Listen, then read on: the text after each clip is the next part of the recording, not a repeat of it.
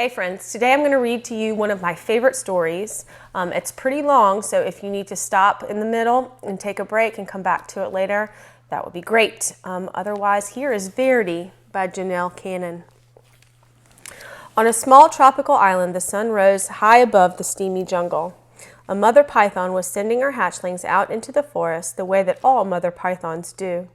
"Grow up big and green as the tree's leaves," she called to her little yellow babies as they happily scattered among the trees. But Verdi dawdled. He was proudly eyeing his bright yellow skin. He especially liked the bold stripes that zigzagged down his back. Why the hurry to grow up big and green, he wondered. Maybe some of the older snakes in the jungle could tell him, so Verdi ventured into the treetops to look for them. Umbles, Aggie, and Ribbon were lazing on some branches nearby. Verdi peered at their droopy green bodies. "It's not polite to stare," chided Aggie. Umbles burped and groaned. "It's taken nearly 4 weeks for that last lizard to digest. I surely do like them, but they don't like me." "Why don't lizards like you?" asked Verdi. "Don't interrupt," Umbles grumbled. "Dear me," whined Aggie, "if I don't shed soon, this itchy skin will drive me bananas." Verdi tapped a tune with his tail as he waited to speak. "Stop that, Verdi, it makes me nervous," Ribbon complained. "Besides, you'll never grow up to be properly green, always interrupting and constantly fidgeting." Verdi couldn't imagine being in such a hurry to be like them, and he really wanted to keep those sporty yellow stripes. Hoping to find snakes that weren't so boring, he slipped away. Dozer was snoring in a tree not far from the others. "Hello," said Verdi. "Do you want to climb this tree with me?" "I'm tired," Dozer growled. "Go do a few laps around the jungle, okay?" Verdi's heart sank. Green snakes were not only lazy and boring, they were rude. At the top of a very tall tree, Verdi gripped one branch with his tail and another with his little snake jaws. "I will never be lazy, boring, or green," he thought. "I will jump and climb and keep moving so fast that I will stay yellow with stripes forever." Then he let go. What do you think is going to happen when he lets go with his tail on that branch? How fun is that? From a distance, the green snakes watched. "Oh my," they chorused. Ribbon shook his head. "At this rate, he'll be lucky to make it to his first molt." Aggie nodded. "He's likely to put an eye out on a branch." And Umbles moaned. "He may not even live to turn green." Can you see Verdi flying in the air? But one day, Verdi's skin began to peel, revealing a pale green stripe stretching along his whole body. "Oh no, how can this be? I'm the speediest snake in the jungle, and I'm still turning green." He raced down to the river, grabbing up a mouthful of rough leaves. What do you think he's going to try to do with those leaves? Verdi flung himself into the water. "If I can't run this green off, I'll scrub it off," he thought. So it looks like he's trying to use the leaves to scrub the green off of his body. That's not going to work.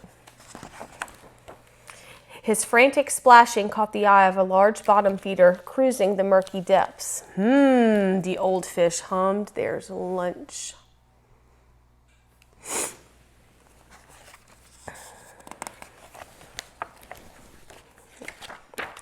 Before the fish could haul Verdi under, the frightened snake bit him right on top of his nose. With a blast of his rubbery lips, the great fish sneezed, sending Verdi back into the air. Slapping onto the soggy shore, Verdi skidded out of reach. "Phew, that was close," he said. Every inch of his body was now covered with wet, gloppy mud. Kind of lumpy, kind of brown. It sure beats being green." So he left the mud on his body. But the soft brown muck dried into a hard gray shell, and Verdi could barely move. If he even budged, the stuff cracked off in jagged chunks, and as each piece fell away, Verdi could see that his body was even greener than it was before. "Oh, this is terrible," he cried. He pictured himself hanging around in droopy loops, itching and complaining and worrying all day like the old green snakes. He looked up into the sky where the sun blazed a beautiful yellow, just the color he used to be. Then he pulled a vine to the top of a tree. Launching himself from the treetop, Verdi startled a flock of colorful birds.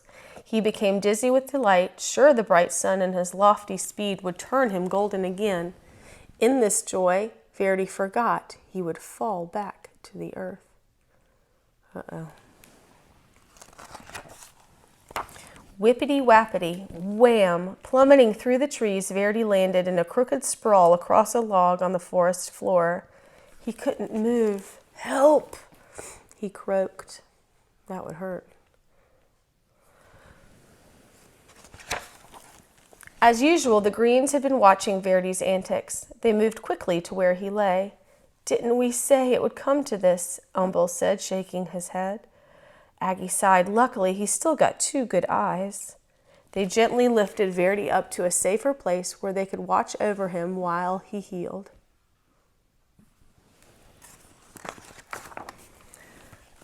Neatly splinted to a branch, Verdi had no choice but to listen to the Greens as they gabbed. "Remember how I used to streak across the forest floor?" Ribbon asked. "Quick as lightning," answered Aggie, "and I even climbed giant trees like they were nothing.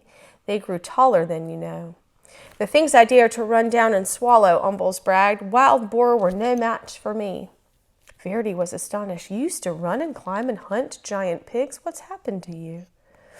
"Ribbon crashed, just like you," Aggie replied. "I took a terrible fall and almost put my eye out. And then old Umbels here nearly choked to death. Now we all prefer the quiet life. A warm perch, a little sunshine, and an occasional good meal." The Greens rambled on about their days of glory, and Verdi settled in on his branch.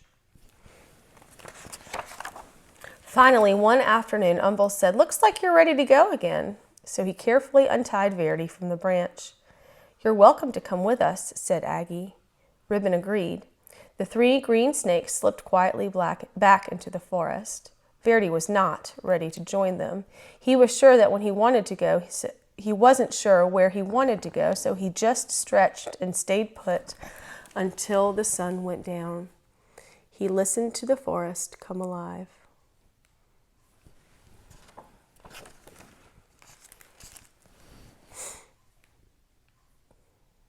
Lots of different animals.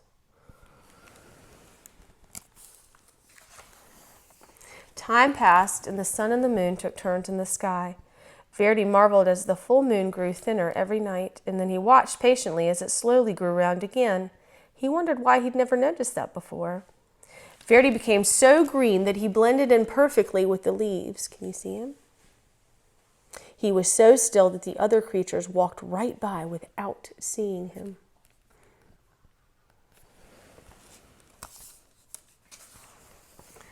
One fine morning, as Verdi basked in the sunshine, 2 small yellow snakes approached. They tapped and fidgeted as they stared at Verdi. "Get a load of that old green snake," one of them whispered. "Do you think he ever moves?" The other one just laughed. "I seriously doubt it." "Hey, they're just like I used to be," thought Verdi, "and now what I was afraid to be." He looked at his big green body and he slowly smiled. "How would you like to climb trees with me?" he asked. "With you?" The yellow snakes were astounded. "I'll even show you my fancy figure 8, Verdi replied, though he was a little worried about putting his eye out. With practice, the 3 snakes performed a perfect triple figure 8. Leaping and looping with his little striped friends, Verdi laughed. "I may be big and very green, but I'm still me." So friends, even though he grew and he changed, he still kept the special parts about him, just like you guys. I hope you liked our story.